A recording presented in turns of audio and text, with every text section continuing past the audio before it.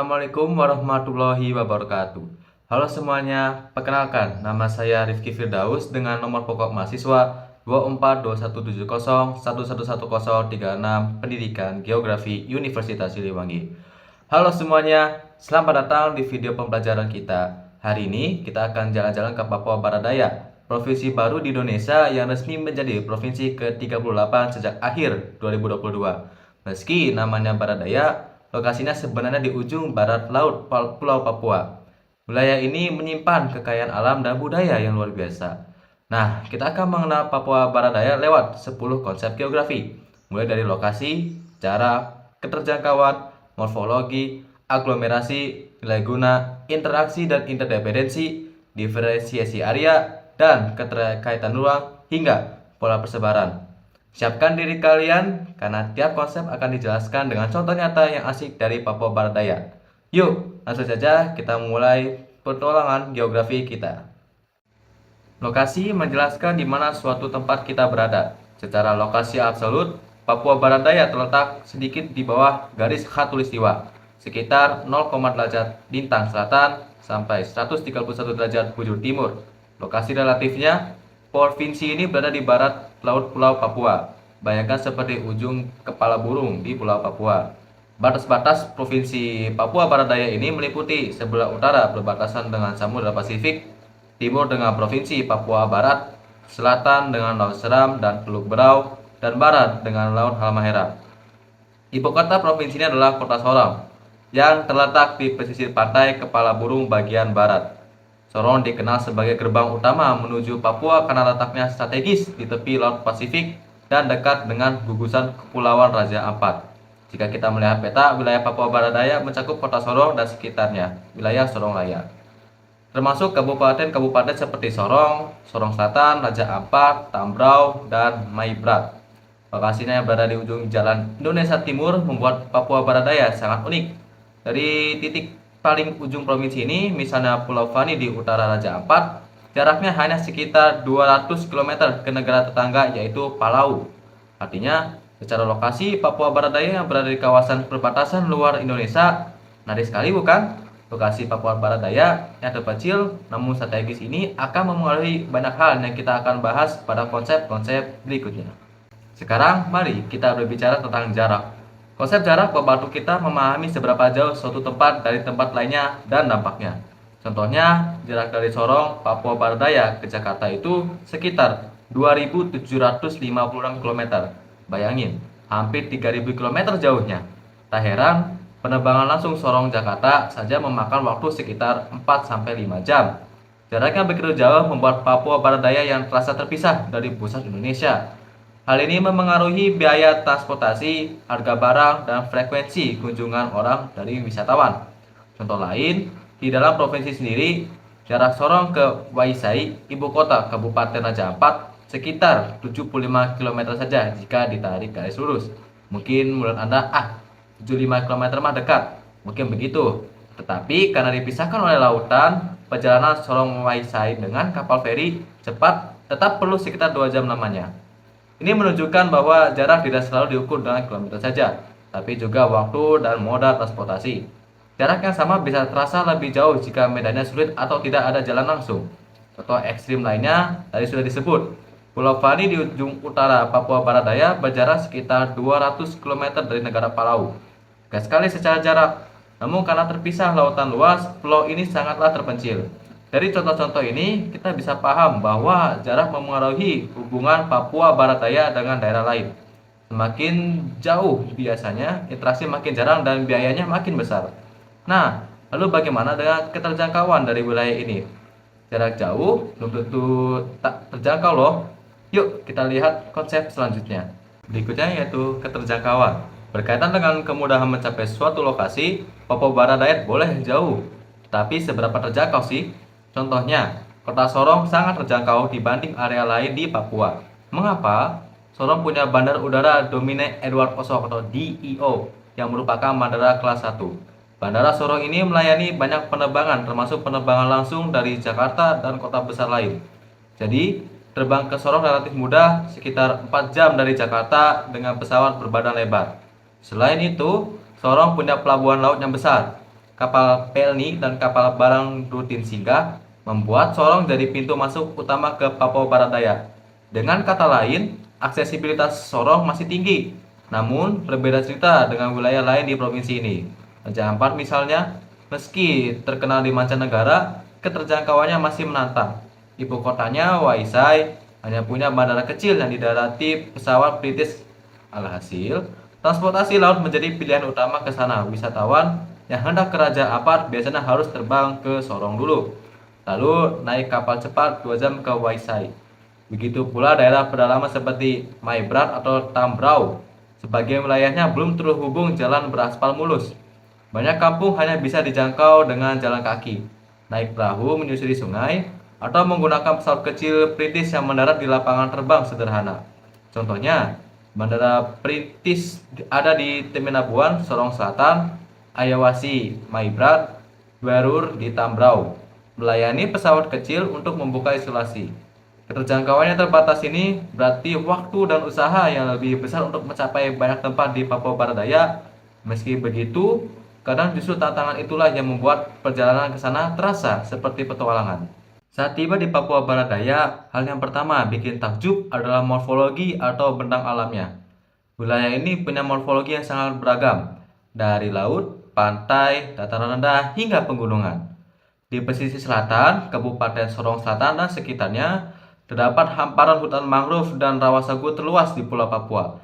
Bayangkan, pohon-pohon bakau ribau yang akarnya tenggelam di air payau menjadi tempat hidup kepiting dan udang. Lalu, bergerak ke tengah, ada dataran tinggi Ayamaru di Kabupaten Maibrat, sekitar 350 meter di atas permukaan laut. Daerah ini berupa plato kars batu gamping dengan ciri yang unik. Salah satunya Danau Ayamaru yang airnya bening kehijauan karena larutan kapur. Di danau ini hidup ikan pelangi endemik, spesies langka yang hanya ada di situ. Bukti keunikan morfologi dan ekosistem setempat. Kemudian, di bagian utara provinsi terdapat pegunungan Tambrau yang memanjang dan megah. Pegunungan ini menaungi lembah kembar yang luas, dipenuhi padang rumput dan bunga khas rumput kembar. Di hutan pegunungan Tambrau hidup satwa endemik seperti burung cendrawasih dan kanguru pohon. Beralih ke barat, Papua Barat Daya juga mencakup seperti tropis Kepulauan Raja Ampat. Morfologi Raja Ampat sungguh ikonik. Pulau-pulau kars kecil, berbukit terjal menjulang dari laut biru. Contohnya Pulau Wayang dan Pianemo yang terkenal akan gugusan bukit karang berbentuk kerucut hijau di tengah lagun biru Tosca. Gugusan ini bahkan diakui UNESCO sebagai Global Geopark karena keunikan geologisnya.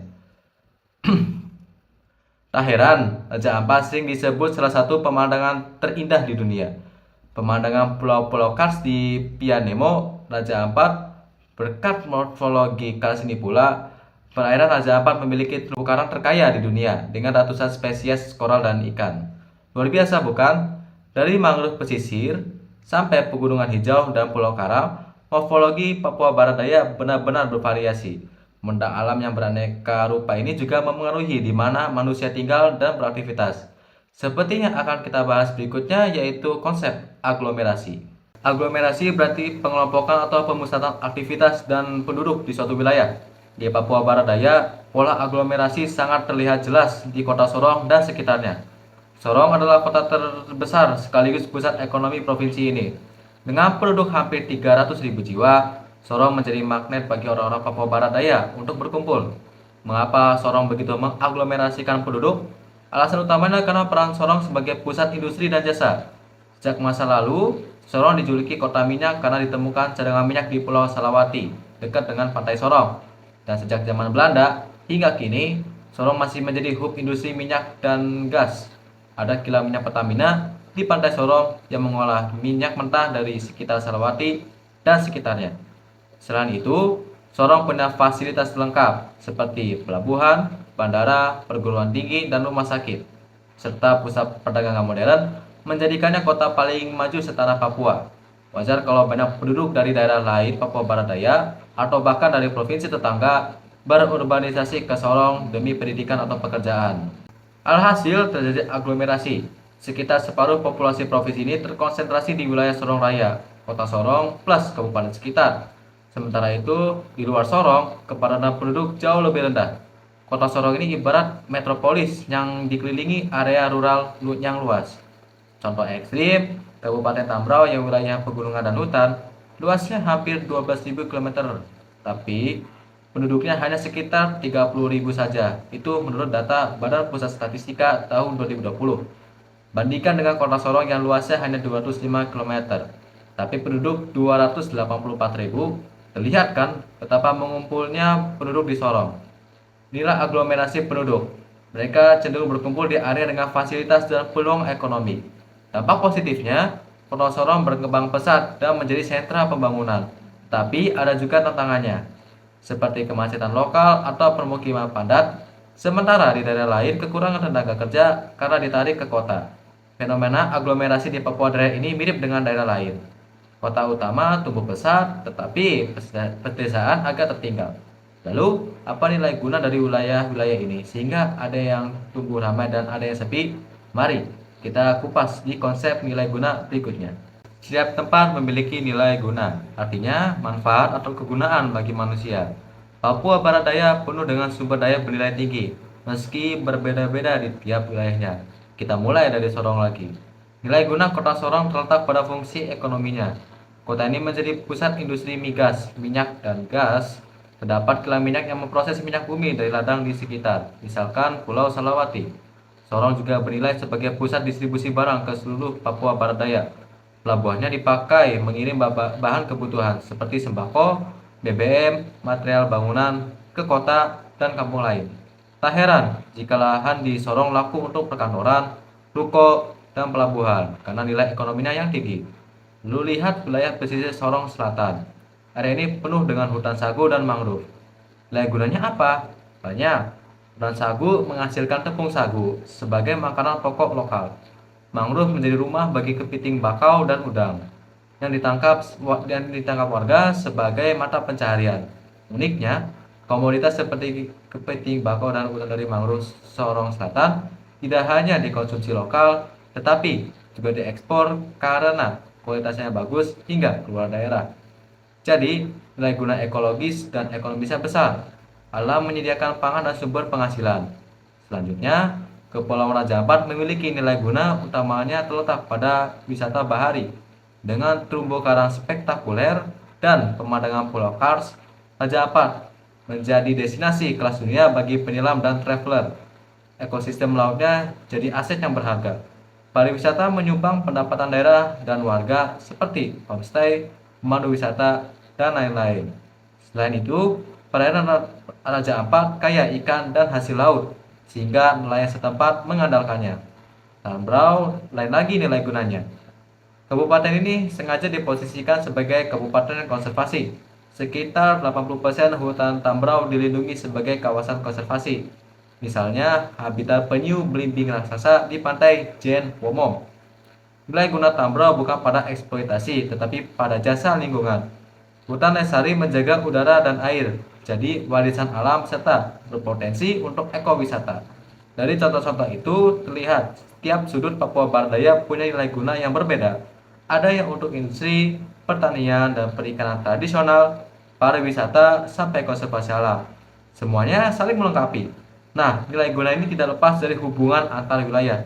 Bagaimana sih interaksi Papua Barat Daya dengan di daerah lain? Kita bahas di konsep interaksi dan interdependensi berikut. Tidak ada wilayah yang benar-benar berdiri sendiri. Selalu ada interaksi dan interdependensi, saling ketergantungan dengan wilayah yang lain. Papua Barat Daya pun demikian. Contoh sederhana, interaksi ekonomi hasil laut dari Raja Ampat dan pesisir Sorong berinteraksi dengan pasar di luar daerah. Udang, ikan kopra, hingga sagu dari Papua Barat Daya dikirim ke Jawa atau Sulawesi, memenuhi permintaan nasional. Sebaliknya, Papua Barat Daya bergantung interdependen pada daerah lain untuk barang yang tidak diproduksi lokal, seperti beras, sayur mayur, pakaian, obat-obatan, dan BBM. Banyak yang didatangkan dari Surabaya, Makassar, atau Manado dengan kapal. Jadi, terjadi pertukaran barang. Daerah ini memasuk sumber daya mentah dan menerima produk manufaktur. Pelabuhan Sorong selalu sibuk dengan kapal pengangkut BBM dan bahan bangunan masuk. serta hasil bumi yang keluar. Ini contoh nyata interaksi ekonomi antar wilayah yang saling membutuhkan. Lalu interaksi manusia, Kota Sorong cukup kosmopolitan. Didiami bukan hanya orang asli Papua, tetapi juga pendatang dari Jawa, Sulawesi, Maluku, dan daerah lain. Sejak era Orde Baru, ada program transmigrasi yang menempatkan keluarga dari Jawa atau Sulawesi ke Sorong. Inilah interaksi demografis, seorang berpindah, budaya berinteraksi, saling memengaruhi. Kini di Sorong ada komunitas pendatang seperti Jawa, Bugis, Buton, dan lain-lain yang hidup berdampingan dengan warga asli Moi atau Biak. Saling ketergantungan sosial pun tercipta. Misalnya warga asli belajar teknik pertanian dari transmigran, sementara transmigran mendapat lahan dan kehidupan baru di Papua. Selain itu, interaksi pemerintah terlihat saat Papua Barat Daya masih bergantung dana pusat APBN untuk pembangunan infrastruktur, dan sebaliknya, pusat mengandalkan Papua Barat Daya untuk menunjang atau menjaga wilayah perbatasan dan kekayaan biodiversitasnya. Bahkan dalam hal pariwisata, Raja Ampat butuh wisatawan dari luar, interaksi global, dan wisatawan dari luar butuh keindahan dari Raja Ampat, menjadikan ada hubungan timbal balik. Jadi jelas Papua Barat Daya tidak terisolasi, ia terhubung dalam jaringan interaksi ekonomi, sosial, dan politik dengan daerah-daerah lain, saling mendukung dan bergantung. Nah, meskipun terhubung, tiap daerah di Papua Barat Daya punya ciri khasnya sendiri. Mari kita bahas diferensiasi area berikut ini. Diferensiasi area seperti perbedaan karakteristik antara satu tempat dengan tempat yang lain. Di dalam Papua Barat Daya sendiri, diferensiasi ini sangat kentara. Setiap kabupaten punya keunikan alam dan budayanya. Misalnya, Kabupaten Raja Ampat berbeda sekali dengan Kabupaten Maibrat. Raja Ampat terdiri dari ratusan pulau, masyarakatnya banyak yang bermukim di pesisir atau pulau kecil. Mata pencarian utamanya yaitu nelayan dan pemandu wisata. Budaya mereka sangat kental dipengaruhi karena tradisi bahari, misalnya upacara tradisi sasi laut di beberapa kampung untuk menjaga laut. Sementara Maibrat berada di pedalaman hutan, alias tidak punya laut. Penduduk Maibrat seperti suku Ayamaru dan Aitinyo hidup tersebar di kampung-kampung sekitar danau dan hutan. Mereka bertani ubi, sagu, berladang di hutan, dan budayanya cenderung agraris pegunungan. Bahasa daerahnya pun berbeda. Di Raja Ampat ada bahasa Biak dan Maya. Di Maibrat ada bahasa Maibrat, Ayamaru, dan lain-lain. Contoh lainnya yaitu seperti Tambrau versus Sorong. Tambrau itu sunyi, kampung-kampung kecil di lembah dan bukit. Adatnya masih kuat dengan sedikit sentuhan modern. Sorong sebaliknya, kotanya sudah ramai dengan kehidupan urban modern seperti mall, kafe, bandara. Orang sibuk ke kantor setiap pagi. Sedangkan dari sisi alamnya juga berbeda. Tambrau dipenuhi hutan konservasi, seperti ada cagar alam penyu belimbing di pantainya. Sedangkan Sorong lebih banyak kawasan permukiman dan industri. Bahkan di Tambrau ada suku-suku seperti suku Empur di Lembah Kebar dengan tradisi unik dan bercocok tanam di padang rumput yang luas. Berbeda dengan suku di Raja Ampat yang menangkap ikan di laut, pertunjukan musik suling tambur kesenian tradisionalnya sendiri dimainkan di pesisir Raja Ampat. Budaya suling tambur, perpaduan suling dan drum seperti di foto ini biasanya dimainkan di acara-acara adat di Raja Ampat, menunjukkan corak budaya pesisir yang berbeda dari daerah pegunungan. Inilah merupakan diferensiasi area. Setiap area punya ciri khas bentang alam, ekonomi, dan juga budayanya. Hal ini penting dipahami agar pembangunan setiap daerah bisa disesuaikan dengan kondisinya. Misalnya, kebijakan yang cocok untuk kota Sorong berbasis industri dan jasa tentu saja berbeda dengan untuk Tambrau karena berbasis konservasi dan pertanian subsisten. Keunikan tiap area inilah yang justru menjadi kekayaan Papua Barat Daya secara keseluruhan. Keterkaitan ruang berarti bagaimana suatu ruang atau tempat terhubung dan saling memengaruhi ruang lain. Ini mirip dengan interaksi, tetapi lebih pada hubungan keruangan.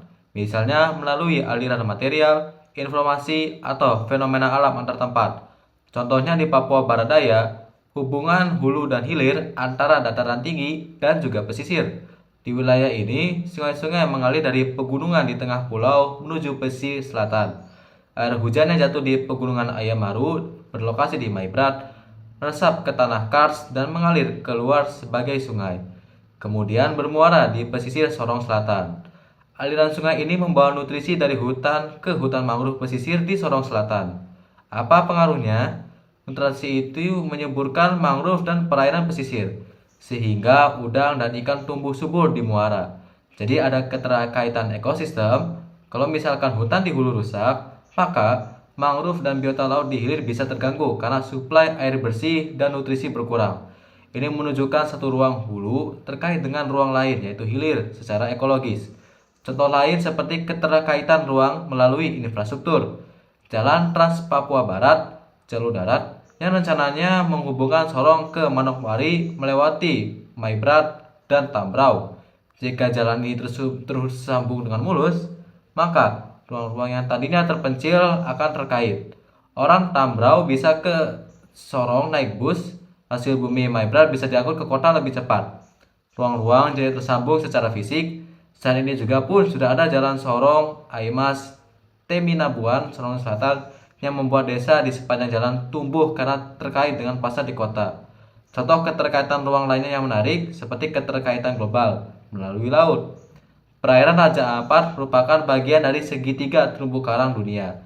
Ikan paus, penyu, dan hiu berenang melintasi batas-batas negara menghubungkan ekosistem Papua Barat Daya dengan Laut Filipina dan juga Pasifik. Jadi kerusakan terumbu karang dan di Papua Barat Daya bisa memengaruhi populasi ikan di negara lain juga. Dan sebaliknya, pencemaran di Laut Pasifik bisa terdampar di pantai-pantai kita. Intinya, tidak ada ruang yang benar-benar terisolasi.